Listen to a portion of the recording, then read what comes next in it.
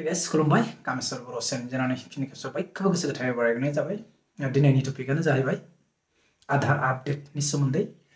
स' बेखौनो एसे शेयार खालामनो नागिरदों जाहाथे आंनि चेनेलाव जायफोरा सिगांनिफ्राय फैबाय थायो बिथांमोनखौ साबायखर थाबाय आरो जायफोरा गोदान फैदोंबा अन्नानै प्लिज साबस्क्राइब खालामना लादो आरो खनायाव बेल आइकन बेखौबो थुनानै अल खालामना ला जाहाथे नटिफिकेसन थाब मोननाय बायदि।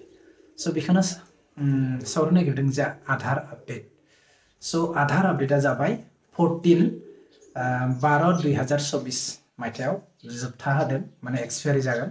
बेनि उनाव माने बारायनोबो हागौ, हयथ' फिसबो जानो हागौ। स' दायो फ्रि। स' बेखायनो जायफोरा रोङो गावनि मबाइलावनो खालामनो हागोन।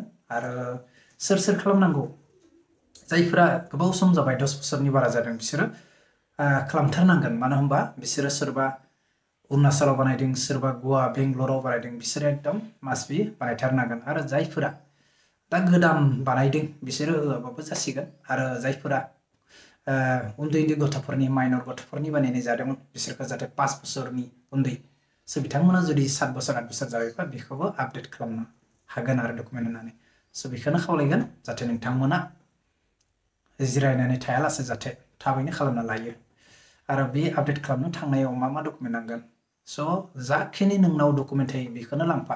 मानो होनबा जुदि आरो बांद्राय लांबाबो उसुबिदा जायो, नङा होनबा? बेखायनो पेन कार्ड, भटार आइडि आरो ड्राइभिं लाइसेन्स दंबा ड्राइभिं लाइसेन्स आरो लोगोसे आधार कार्डखौबो लांनांगोन, नम्बर नांगोन बेयाव। आरो लोगोसे एड्रेस प्रुफनि थाखाय MGNREGA card, caste certificate, passbook बेफोरखौ लांबानो जाबाय।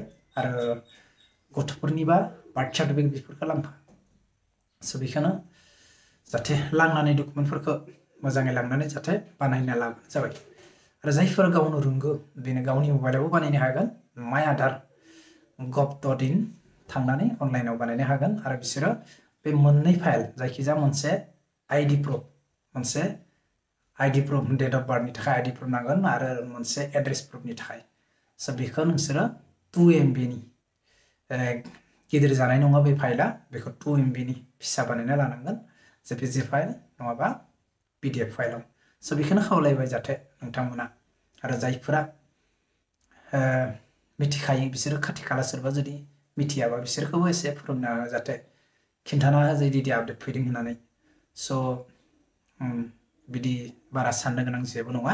आरो नोंनि बे आधार कार्डआ जुदि सम मथेबा आपडेट खालामना लायाबा हयथ' नोङो उनाव गोबां जेंनायाव फासिनो हागौ। मानो होनबा बे आधार कार्डआ जायखिजाया पासबुकआव लिंक जा, सरकारि खामानियावबो जा, बेयाव बाहायनांगौ जायो। होमबा बेयाव आनभेलिड जागोन नोंनि आधार कार्डआ।